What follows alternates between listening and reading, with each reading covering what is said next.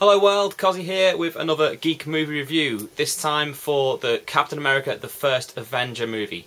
Now, normally those who've watched these reviews before know that I talk about a movie, I say what's good, what's bad about it.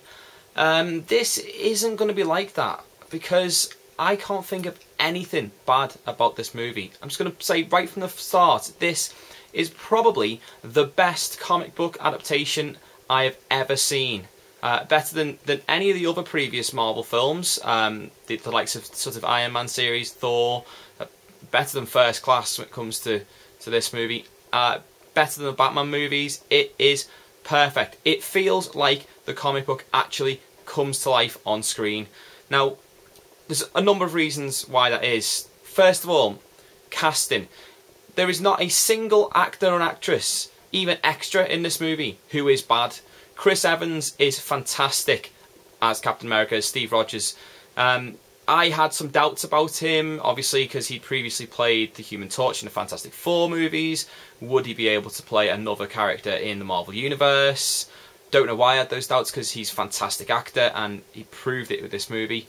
He brought a human side to the character, and the character, very importantly, for those of you who don't know about Captain America isn't just some sort of super patriot, despite the name. Captain America really is just a good person. He's, someone who wanted to not fight the Nazis and kill the Nazis. He wanted to do something to stop bullies. Okay, there's a scene in the movie where he's asked, "Why do you want to do this? Do you want to kill Nazis?" And it kind of sums up the entire character when his response is, "No, I just don't like bullies." The guy is good. There's nothing bad or sort of egotistical or evil about him. Everything about the character itself, pre and post Super Serum, turn him into Captain America, is good. He's just a good guy who wants to do right and doesn't want evil to flourish. Right?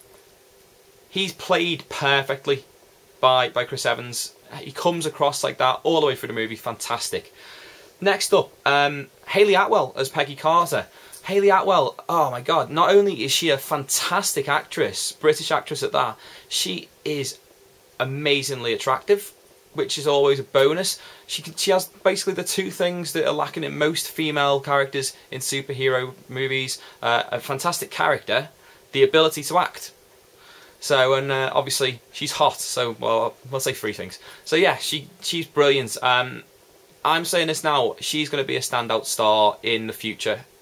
This just proves it. This showcases her ability, her skills, and it wouldn't surprise me if she is in a lot of high-profile movies in the next couple of years, based on how well she does in this role. Hugo Weaving as the Red Skull is brilliant. The guy just oozes evil. Fantastic egotist. The Super Soldier Serum in the film, anyway, it sort of boosts everything about you, not just your strength, and Skull Schmidt is an egotist. He loves himself. He wants to rule the world, thinks he is basically a god, and it comes across so well. Weaving is brilliant in this role. One of the big scenes is obviously the scene where he takes off the flesh mask and reveals that why he's called the Red Skull, and that scene is well shot and well acted, and there was actually some people who obviously didn't know much about the comic books who were in the cinema who gasped when he did that, when he took off that mask. Fantastic, yeah. Weaving brilliant, Evans brilliant, Atwell brilliant, but supporting cast, everyone, every single person in this movie is fantastic. Tommy Lee Jones is brilliant. Dominic Cooper as Howard Stark is fantastic. Comes across very much like a Tony Stark of the past, but without some of the demons that you may have seen in Iron Man 2 and that we've seen in the comic books. So yeah, casting, fantastic. Whoever did the casting for Marvel should be given an award for the fact they got every single character, including the Howling Commandos. Neil Donahue, I think it is, who played Dum Dum Dugan. Fantastic. Just casting, amazing, brilliant.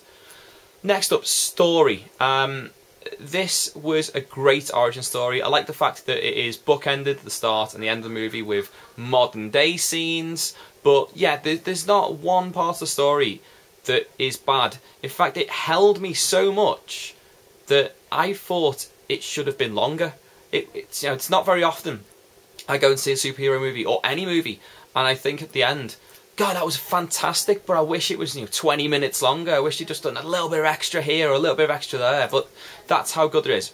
Give you a breakdown without giving too much away. Steve Rogers is a guy from Brooklyn. He's a weedy guy, he's an asthmatic. He can't join the war effort. He wants to join the war effort in World War II.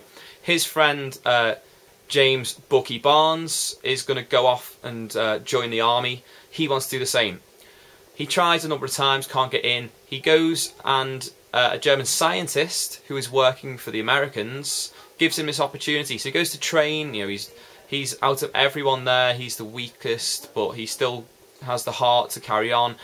They pick him to become one of the Super Soldier Project. He's given this serum. He's hit with Vita rays. He becomes this super soldier. He has superhuman strength, agility, speed, all the rest of it. Unfortunately, there's a German Nazi organisation called Hydra who sabotages it, kills the scientist involved, and therefore he becomes the only member of the super soldier sort of project that's successful. He's used as Captain America for publicity before eventually forcing himself kind of into the role as an actual soldier. And he goes and fights Hydra. And I don't want to give any more away than that, because I want people to go and see this movie, but that's the sort of synopsis of the start of the movie. Obviously, I said there was some modern day scenes. Well, basically, he ends up frozen in ice for 70 years. They find him at the start of the movie. It tells the backstory. And at the very end of the movie, he wakes up in the modern day and meets Samuel L. Jackson's Nick Fury. And yeah, sets up perfectly that fantastic film we're hoping to see next year, The Avengers. For those of you who do go and see it, do wait till the very, very end of all the credits. It's a long wait, but it is so worth it. There was only me and my friend who went to see it, who actually waited. Everyone else bailed because they were like, oh, there's nothing going to be on now, is there? It was so worth it to see that lead-in. I'd say scene, but it's more like a trailer lead-in for the Avengers movie next year. It's fantastic. Do it. Wait around. It's well worth it. What else can I say? This movie's just blown me away how good it is. It's like, you go to McDonald's and you see that picture of the Big Mac and you want a Big Mac and you know that the Big Mac's going to taste good, but it's never going to look like the picture of the Big Mac on there. This is like going to McDonald's and getting the perfect Big Mac that looks like the picture. You already knew it was going to be good. You knew it was going to be tasty, but it even looks tasty. There's nothing bad about it. That's what this movie is. That's the equivalent in the real world of how good Captain America the First Avenger is. If you haven't seen it already, go and see it. If you've seen it already and you liked it, go and see it again. Oh, 3D. It's well worth paying the extra for the 3D. This is the first converted 3D movie I've ever seen where the 3D made a massive difference.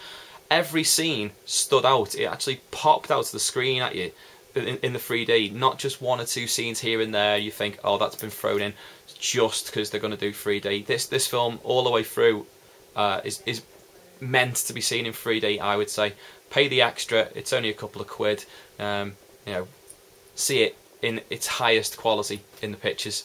Yeah, so what can I say? Captain America, it's I'd say a 5-star movie, but I don't think there's enough stars in the whole universe to give this movie that's how good it is. And that's not understating it at all. So it's a fantastic movie. If you haven't seen it, go and see it. If you've seen it again, well, good on you, but keep going and see it. Pre-order the Blu-ray, whatever. It's fantastic. Obviously, I will be doing some more movie reviews over the next couple of weeks. There's quite a lot of films out. If you haven't seen my last movie review, I'm going to pop up a link there for that. If you haven't seen last week's Geek Movie News, I'm going to pop a link there.